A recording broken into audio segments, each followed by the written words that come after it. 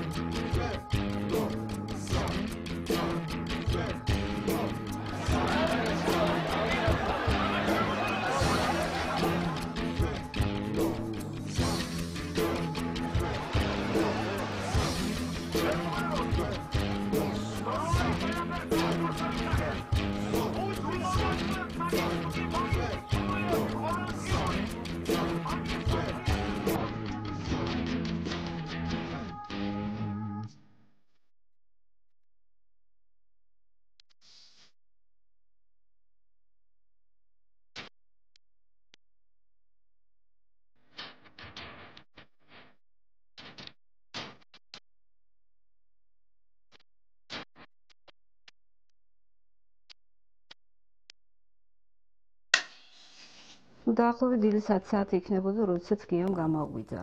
მე ძალიან უსიამოვნოდ გავღვიძე, იმიტომ რომ იმ წუთში გამახსენდა სიზმარი, რომელიც მე სიზმრა და მოუყევი გიას. თითქოს ჩვენი სადიზნებლის ჭერი ახთილი იყო და ქურდები იყვნენ სახლში ჩამოსული. და მარტო ვიგერიებდი ამ ქურდებს. მართალია გია მეორე ოთახში იყო, მაგრამ არანაირად არ მეხმარებოდა. და ერთი ეს მოვახერხე, რომ ეს ქურდი სახეზე დავწვი. შემდეგ თითქოს რაღაც კიბორჩხალა შემომეხვია ზურგზე და კაიხანი ვიწვალე სანამ მოვკალი და სულ სისხლის ტბაში ვცურავ. გაეცინა ესეთ რაღაცებში სკეპტიკურად უყურებდა და მითხრა, რომ ახლა სიზმარაო, გეშინიო, არაფერი არ არის, ეგო საფანიკო. ამ დროს კარებზე ზარი იყო და გიას მეგობარი ლევან ჯაში ჩამოვიდა ბათუმიდან. თან იმ დღეს ძალიან დაძაბული სიტუაცია იყო და ჩვენ ცხოვრობდით ლესელიძეზე იქვე. თავისუფლების მოედნიდან და შემოდგომის ძალიან ისეთი კაი ამინდი იყო და ფანჯრები ღია ქონდა და გარეთ რაც ხდებოდა, ფაქტურად ყველაფერი სახლში ისმოდა.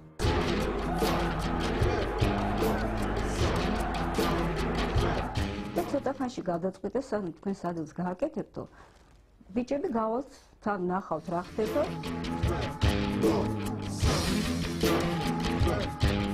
არასოდეს ეს რაღაცა არ გამიკეთებია რა, ანუ სასტიკი წინააღმდეგი ტავები, გადაუდები გარებში, მოთხარ არაფერ გამიშვებთ რა.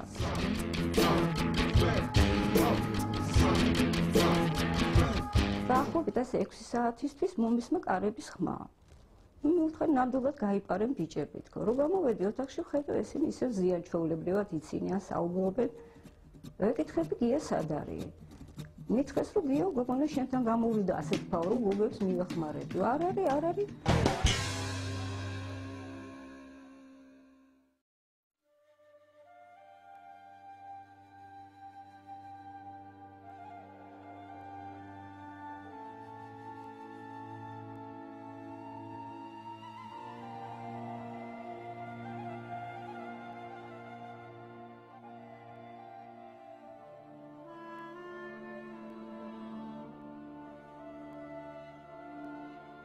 გიას ბავშვობიდან შემიძლია რაღაც მომენტები გავიხსენო, ოღონდ დედას გადმოცემით, იმიტომ რომ გია 4 წლით დიდი იყო ჩემს. ბავშვი დაიკარგა, სადღაც 7 წლის იყო. ეძებენ, დეიდასთან გადავიდნენ, მოკლედ მთელი რაიონი შემოიარეს, გია არსად არ არის და საბოლოოდ აღმოჩნდა, რომ გია საწოლის ქვეშ, 7 წლის ბავშვი, სამუშკეტერს კითხულობს და დაძინებია იქ.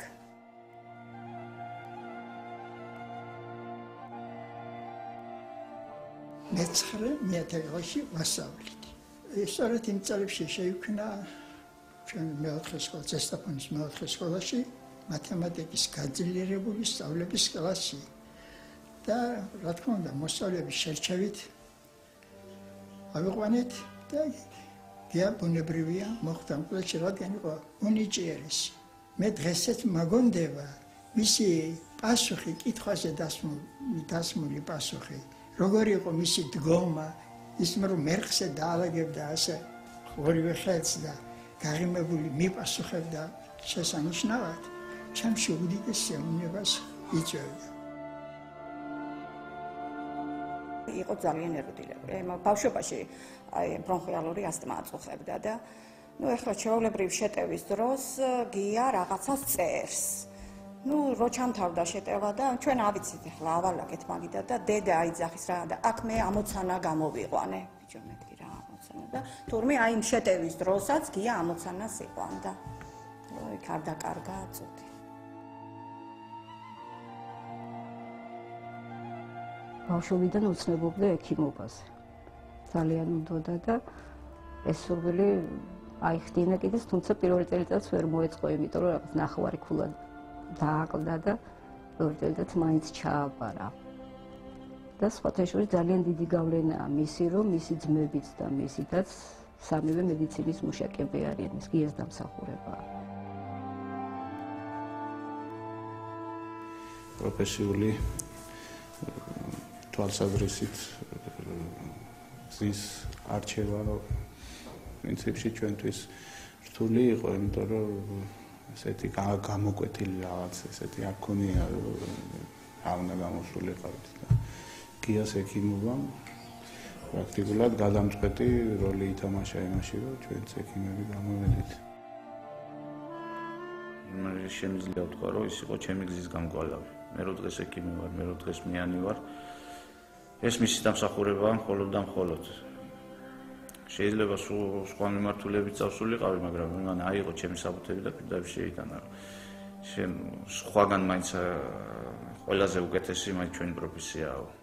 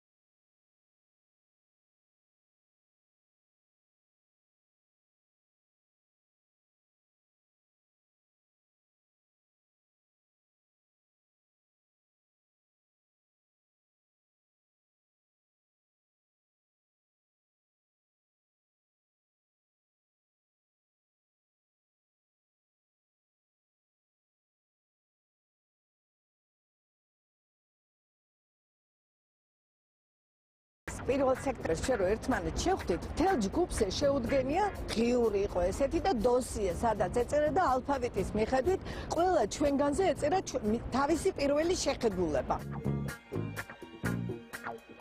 ძალიან საინტერესო კუთხით ყავდით ყველა ჩვენგანი დანახული. ძალიან მე მაგალითად ჩემზე რომ წამეკითხე გიამ რაც ეწერა, იმ ჩამაფიქრა ძალიან და რაღაცა ჩემი მინუსების გამოსწორება, უარყოფითი მხარეების გამოსწორება ვცადე და გამიკვირდა. ისე ჭკვიანურად ყავდით ყველანი შეფასებული და ჩვენი თუ კარგი თუ ცუდი მხარე როგორ კარგად გქონდეთ დანახული. ბატონი გოგი ქავთარაძე, გარდა ამ დიდი თავის სახელოვნებო საქმიანობისა ატარებდა მარშიროვკებს ფილარმონიაში და სხვადასხვა ადგილას, აი აჭარის წინ იყო რაღაც ესეთ 70 წლის თავის რაღაც წლის თავები იყო 7 ნოემბრის და ოქტომბრის რევოლუციის და 1 მაისის და 7 ნოემბრო აი დემონსტრაციის მარშიროვკებს ჩვენ როგორც წესი გია ვაჟა იყო სიხარული რამოდენიმე ჩვენ მეგობრები დემონსტრაციის გამო მარშიროვკის გამო იყავი განთავისუფლებელი ლექციიდან და ჩვენ იმის მაგალითად მივდივართ სახინგლეში. ეს სახინკლისში წასვლა ერთხელ შეგვჭა, ორჯერ შეგვჭა სხვადასხვა იმაზე და მე დააპირეს რომ აგას ამოვადენ ზმრათო და იყო ასეთი კომკავშირის დივანი არ მინდა გვარი და სახელი დავასახელო და გაგვიყვანეს რაღაც ბიუროს ხდომაზე რომ რატომ არ დადიხართ და იმ ბიუროს ხდომაზეც მივედით ცოტა ნასვამები და ღია იყო ძალიან ემოციური აი მოდიში ამ ჟარგონისთვის აი თელ იმ ბიუროს დაახურა თავზე ძალიან კორექტულად სხვა შორის ენა გაწაფული ქონდა შესანიშნავად ფლობდა აი ბევრ ქართულ ფილოლოგს შეეჯიბრებოდა ლექსიც იცოდა პოემაც ყველაფერი იყო მშვენიერი ცოდნა ქართული ლიტერატურის და აი ხარაგმებითაც შეეძლო ეთქვა პირდაპირაც არ მოერიდებოდა პირდაპირ აი ბიუროზე ისეთი რაღაცეები ილაპარაკა რომ იმას მოყვებოდა ან უნდა გაერიცხათ ან ამათ ვითომ არ გაუგონიათ და გაკეთდა ისე საბედნიეროდ რომ ვითომ ვერ გაიგონეს რა თქვა და რითი დაუსაბუთა ანუ როგორ არა აქვს მისთვის მნიშვნელობა აი ამ მარშიროვკას და ესეთ ღონისძიებას ყველა დღესასწაულზე ის რაღაცით გაგრძნობინებდა პატივისცემას, იცით? შეიძლება არავის ის არ გახსენებოდა, ან ვიღაცას ახსოვდა დაუშვათ ის დღესასწაული, მაგრამ აი მატერიალური რაღაც მდგომარეობის გამო ვერ მოგიწმინდა საჩუქარს. აი გია შეეძლო მომენტალურად რაღაცით გაეხარებინა, აი ის ნიჭი ქონდა. შეეძლო აი ყვავილის არა ბუჩკის რტო მოეტანა ისე ლამაზად და ეთქვა ისე ლამაზად ყველაფერი ეს გამოეხატა რომ აი დიდ ძვირფას თაიგულზე მეტად გახარებოდა ადამიანს ჩვენ გავიცანით ერთმანეთი 79 წლის 15 სექტემბერს სრულიად შემთხვევით ჩემი ნათესავის გოგოს კურსის KP იყო რუსთავში და დამპატიჟეს სწავლედი იქ გიაც იმ დღეს ფეხბურთი იყო, ახლა აღარ მახსოვს ვინ თამაშობდნენ, იყო ფეხბურთზე წასული. ამ ფეხბურთზე სრულიად შემთხვევით შეხვდა თავის მეგობარ ბიჭს. და მეგობარმა უთხრა, რომ გია მოდი დღესო საკეიფოდ მივდივარ რუსთავში ჩემი ბიძაშვილის ჯგუფის KP და წამოდიო და წამოვიდა გიაც იქ. და იქ გავიცანით ერთმანეთი. და იმის შემდეგ ფაქტიურად მეორე მესამე შეხვედრაზე უკეთრობა მთხოვა.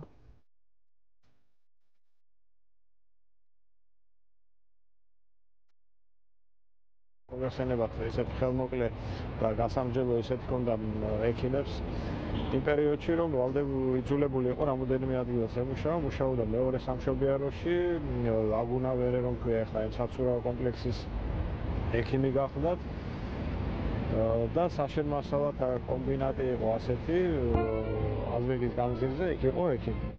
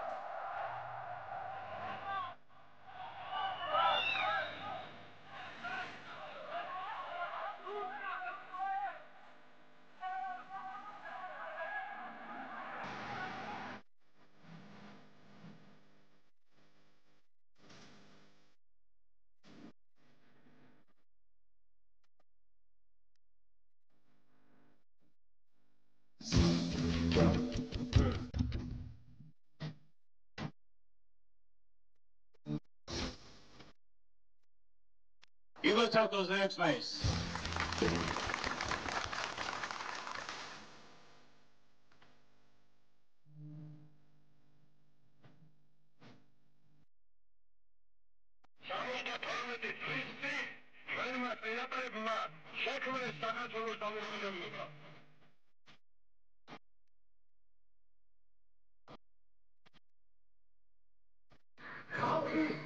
Who cares? Pakistan Chamo president or Chama president.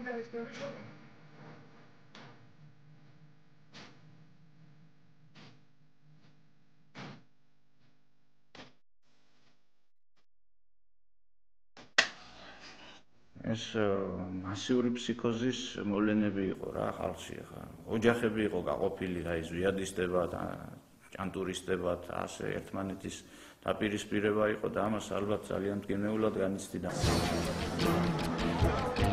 ეროვნულ დემოკრატებს თანაუგრძნობდით, ასე ვთქვათ, ძმები ჩვენ ტყუპები. თვითონ გამოკვეთილი პოზიცია ნამდვილად არ ქონდა. ასეთი რამის გაკეთება არ შეიძლება. სუიკეთკენ მიდიოდა რომ რაღაც უნდა მოხდეს ისეთი ქვეყანაში რაც ამ ხალხს გამოაფხიზლებს და ვარსათქმევინებს აი ამ ყოველდღიურ სიტუაციაზე რაც ხდებაო და რაც იმ პერიოდში ხდებოდა საქართველოში. გაზეთ თბილისში დაიბეჭდა სტატია, აღარ მახსოვს ავტორი, რომელშიც ასეთი ფრაზა იყო, რომ ჭირდება საქართველოს გმირი, რომელიც ამ ორ დაპირისპირებულ მხარეს შეარიგებს. აი ესეთი და ვინ იქნება ის გმირი, რომელიც თავს გაწირავს, რაღაც ასეთი ფრაზები იყო და შეიძლება ამ სტატიამაც ძალიან იმოქმედა. მე ვიციო, ვინ იქნება ესა.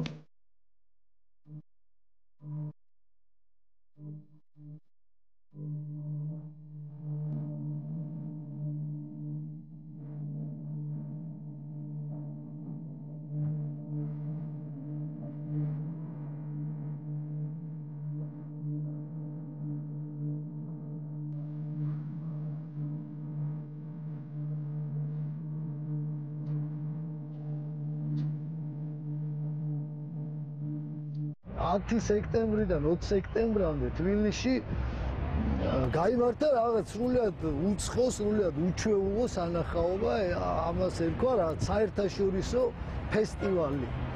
ჯამბაზების საერთაშორისო ფესტივალი. უძაური იყო ის ეს მიტინგებს, რომელიც მაშინ თბილისში ამ ორ წერტილში, ან სამ წერტილში იმართებოდა, თან სდევდა რაღაც წითელ ზოლად რაღაც დიდ ველოსიპედზე შემსხნარი რაღაც სხვადასხვა ფერებად შეღებილი ხალხი.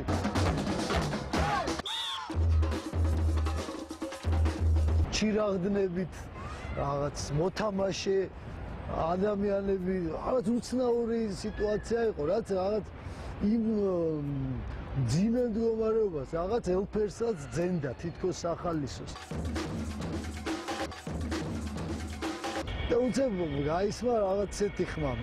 რაღაცა რომ აფეთქდება და უკვე ყველანი რაღაც ისე ვიყავით დაძაბულები, მთელი საზოგადოება ალბათ. რომ ნებისმიერ ესეთ ხმაზე ყველას რეაქცია ჰქონდა, რომ ქუჩაში გამოვიხეს, სწორედ ბორჯომის წყლების წინ იყო გადაკეტილი ამ ბლოკებით გზა. და დავინახე ადამიანი, რომელსაც ცეცხლი ეკიდა.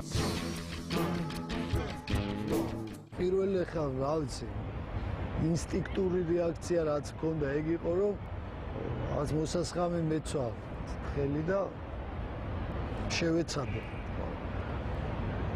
ჩამეკრო. ცოცხალი იყო რა, როდესაც უკვე ალი ჩაქრა. კიდე რაღაცას მეუბნებოდა თითქოს ეხა მე ზევიდან რაღაცე ვაწექი უკვე რა ჩამეკრეს. და ძალიან სწრაფად მოვიდა სასწრაფო და როდესაც ახლა გამოვედი იქიდან ტროტუარზე აღმოჩნდე კარგად აღარ მახსოვს როგორ აღმოჩნდე მაგრამ მახსოვს უცებ მდგომარეობა რომ ჩვენს ერთ ახალგაზრდა მეგობრის ბიჭი კიზირიას მამას გადასცა თურმე დიამ რაღაც წერილი და მახსოვს რომ ეს კაცი რაღაც ან წერილს მაწვდიდა რა რაღაცას მიყვიროდა იცი და ძალიან ძნელი გასახსენებელია ჩემთვის ეს ამბავი. ეს წერილი მოგვიტანეს გიას დაუდია ბარიკადებთან სანამ თავს დაიწვავდა. მაშინ მეორე საღამოს მოგვიტანეს უკვე ეს დაწერილი. წერილი აი ეს აღარ არის მის ხელნაწერი. სადაც წერს რომ თვითონ იყოს უკანასკნელი მსხვერპლი, ოღონდ ქართველი ხალხი შერიგდეს და ღმერთს თხოვს პატიებას.